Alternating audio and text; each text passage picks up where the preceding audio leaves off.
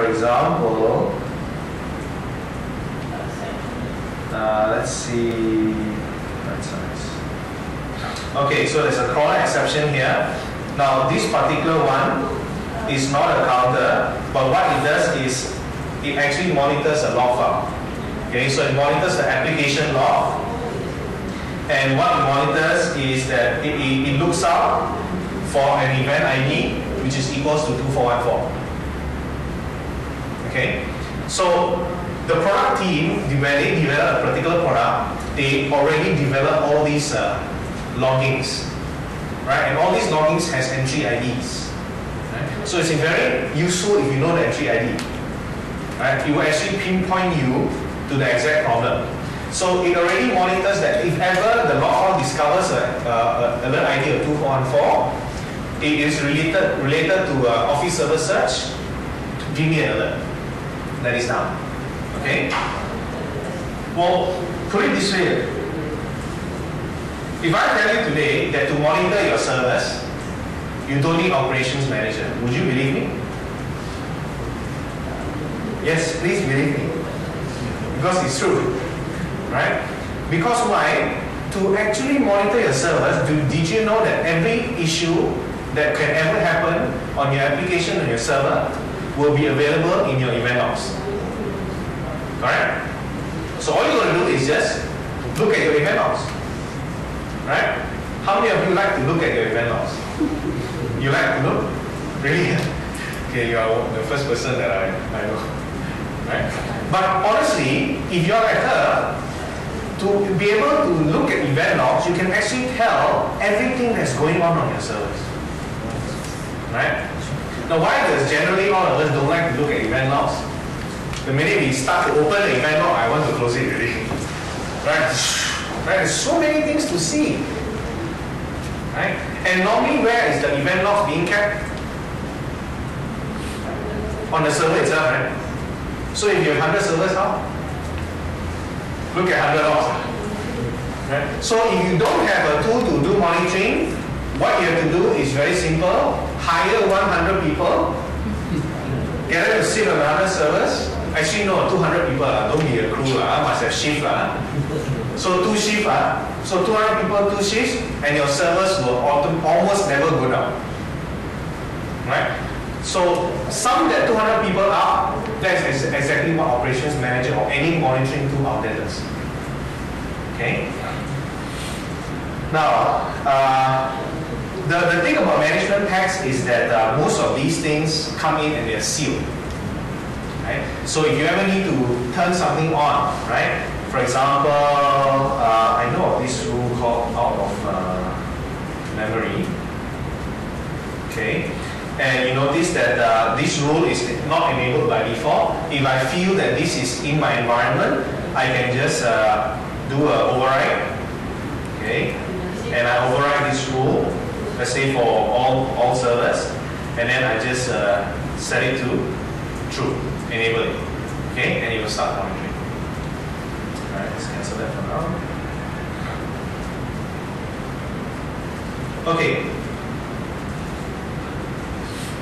Let's see how am I doing for time. Okay, good.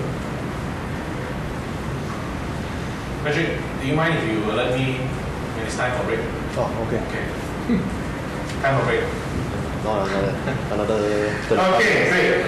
Now, remember I mentioned to you something about being able to monitor end-to-end, right? So I wanted to demonstrate to you something called distributed applications. To me, I feel that this is the most important in the operations manager today. Now I'm going to create a new distributed application, right?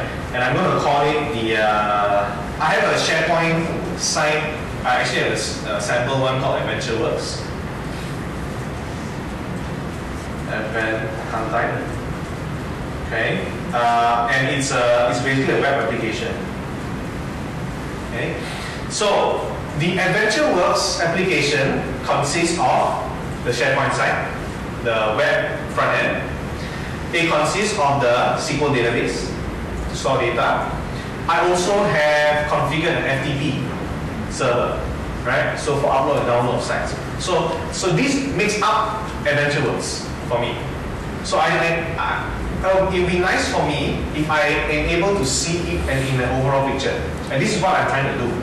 Okay. So I'm going to add a component in because I know I have FTP server. So I'm going to call it FTP site. And I'm going to choose an application component FTP on RIS. Okay. Let's just put it here. Now, so I have, just going to zoom in just so that everybody can see. So I have a component up here called the websites. I have a component up here called the databases, and I have a component up here called the FTP sites. Right? So now all I have to do is choose what I want to monitor. So the nice thing here is that if you don't know what to put in these boxes, all I have to do is just follow the symbol. So there is this symbol of what here? It's a World Wide Web symbol, right? Yeah. So on the side here, right, I have some World Wide Web symbols. Right? I have some applications as well as the World Wide Web symbol up here, website. So I know that whatever I can drag in there needs to match that symbol. So let's put in some of the SharePoint sites that I have. That's the SharePoint service. I'm going to put the SharePoint sites here.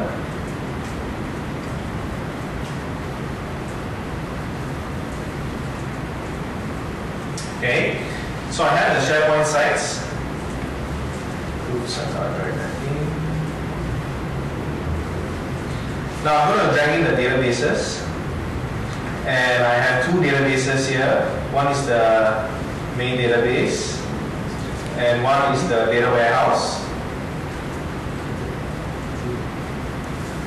And then I go to my FTP site, and I'm going to drag in my FTP site service. Okay. Now let me just pull this down a little bit. Now next thing I want to do is I want to do a relationship. I'm going to do a relationship such that my FTP site stores data in my SQL server. So I'm going to relate FTP with my database. Okay, and let's just tidy up a little bit. So I have here now my distributed application and everything that's related to it. Okay, so let's just save that.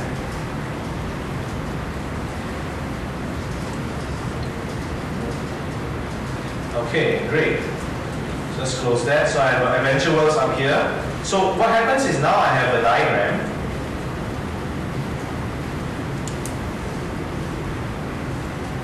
Right? Which basically tells me that Adventure Worlds, right, has a database, has a web component, and has an FTP site. This makes up Adventure Worlds. Right? Now, in a little while, you notice that it's starting to monitor. So, in databases, I have both databases. In my web services, I have the web servers, the SharePoint sites that I'm monitoring. And on the FTP side, I have the FTP service that I'm monitoring.